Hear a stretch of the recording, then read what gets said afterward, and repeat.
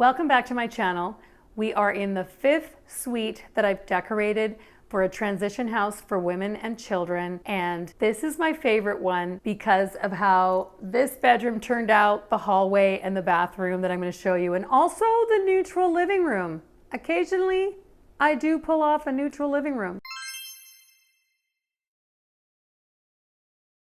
In this week's Color Rescue, I'm finishing up the 5th and final suite for a transition house for women and children. And we ended up with a neutral living room because we couldn't put in a carpet to add color. They don't want to manage the cleaning of that. We're going to give you, you've been asking, the magical formula to creating a gallery wall. I brought in my director of e-design, flew her in from Edmonton. She worked for a gallery for 9 years. She's an artist herself, and she is kind of the resident expert on a gallery wall. So we also created a gallery wall in the large bathroom, which had a lot of empty walls, and it really came together. We picked up the existing colors in the room. So good. And also you'll see exactly how to add color to a bedroom. We started with the drapery and then found the art, and then the whole room came together. If you'd like to create a room that looks like a designer was there, what you need is a mood board.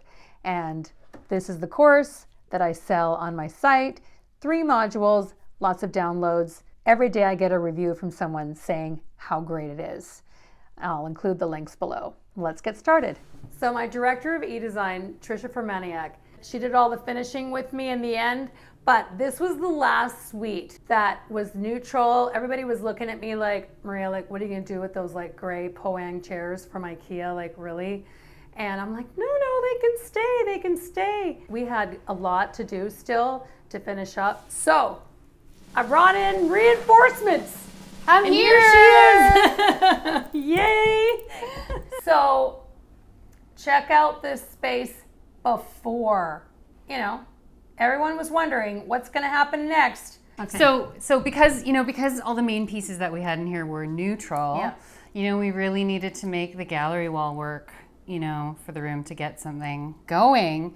So what we did is we went shopping. We did. And we went, with a focus on texture in the wall art. So, we chose this cutout paper piece, nice central piece, picks up the lovely light wood coffee table. And then we started to accessorize around it with a little bit of black and white. I love the little mama zebra and the baby one. Yeah. And also, what's great about having Trisha do these color rescues with me whenever I can get her in from Edmonton is she helps me steer away from the flowers that I constantly choose. Because neutral flower pictures are not usually the best ones. That's true.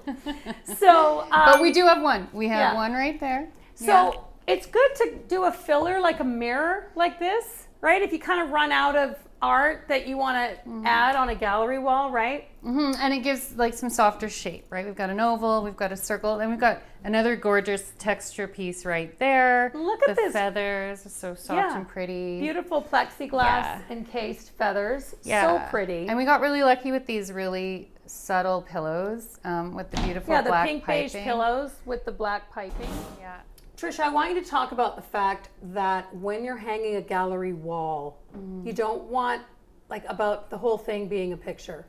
Oh yeah, so instead of like a collection of pictures, standalone pictures, it's good to think of a gallery wall as elements creating a whole. So you can see that we've got this nice linear black frame here, but a whole lot of light, airy white space. We created this nice dark anchoring center here with the heavy black dresser, the black screen, and then it just continues up into this more dramatic floral piece. And then here we have, just another more airy piece with some black and white, just kind of enclosing the group, and finishing it off. And so now the whole thing feels like one piece of art instead of if every single one was a geometric shape. And that's the difference from just clutter, between just a cluttered look, of a bunch of art slapped up on a wall and something more deliberate. Yeah. Yeah.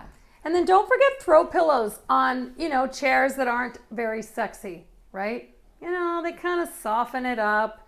And then I found this cute little end table, bargain priced. And then this was a donation that I found in a closet in another suite, and I fished it out and brought it in here because it kind of adds this elevated look to this wall with the TV. Nothing wrong with a little bit of black, right? Look at how beautiful this wall looks because of the contrast between light and dark. And then of course, again, we've got the balancing of the lamps in each corner of the room.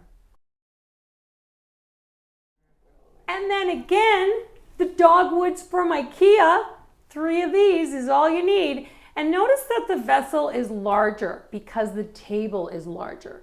So you can't have just a dinky little vase on a large table like this. And then we found this great little black and white hydrangea, kind of picks up the neutral vibe, and with the little gold frame. And of course the lamp. The lamp in the kitchen, very important. So let's go into the bedroom. Now first before we go in, I want you to notice that we're standing at the doorway, and when you open the door, this is the first thing that you see. That makes this window one of the most important focal points of the suite, because you walk in and what was here before was just a skinny navy little sad looking drape. Well, now we have these flower drapes that actually have been sitting in a bag in my house for years because they were in a guest room from like 2 homes ago. I love the modern floral, and that's what inspired this color scheme. Well, then I'm looking and looking and looking, and I'm telling you right now, this yellow green that was trending for almost 20 years, well, you can't find it anywhere right now. It is just not off the shelf, as well as this aqua color is also not trending right now off the shelf, right? Even colors have their moments going in and out, and that's the reason why when you decorate with more current colors, it's easier to find off-the-shelf home decor. Okay, so the spoonbill bird. When my sister and I were at HomeSense last weekend, we found this bird, and I realized this is perfect for this mama's room. So then that's why we then added the pink, because you had to do that with the pink bird. And then again, a sweet little gourd lamp. This had an alabaster-y feel to it, actually. Really great. So this is one of the staff favorites. So now, one of the things that I just love is this haul. So I first found this piece of art, all right, and I'm like, oh, so good. It's a doorway to a better life. Somebody had donated these grasses, so I stuck the grasses on there, and then I had these 2 from my sister's bathroom. Remember my sister's bathroom? And I had these 2 left over, so then I stuck them on the wall. So now we have this super fabulous little moment when you're walking down the hallway. And these, I found these from a vintage shop, or maybe it was even a garage sale years ago. What's great about these more sculptural looking women is they actually have a green undertone. I don't know if you can see that, which repeats the green here. And it just kind of, doesn't it feel like we're in, I don't know, are we in Italy? I'm not sure. But like then, the bathroom. Okay, check this out. This bathroom is one of my favorites here. People were like, what are you gonna do in this bathroom, Maria? We had to repeat the brown, all right? So this brown vanity became a very important color that had to be repeated. So again, we did it in a Ralph Lauren shower curtain. And then we found this, the ruins from Rome or something. So the whole room has this feeling like, oh, are we at the beach? Are we in a garden? Are we where are we traveling here? It's just kind of amazing. I think you could agree.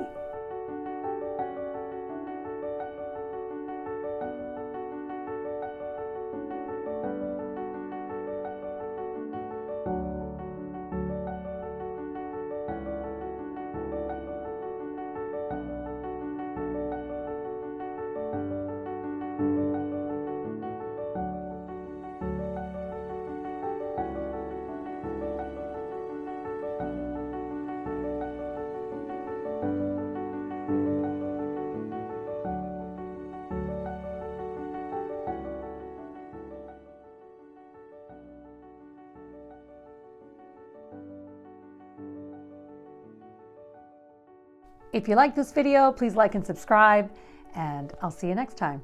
This dark piece with the dark screen, you know. you know, hey.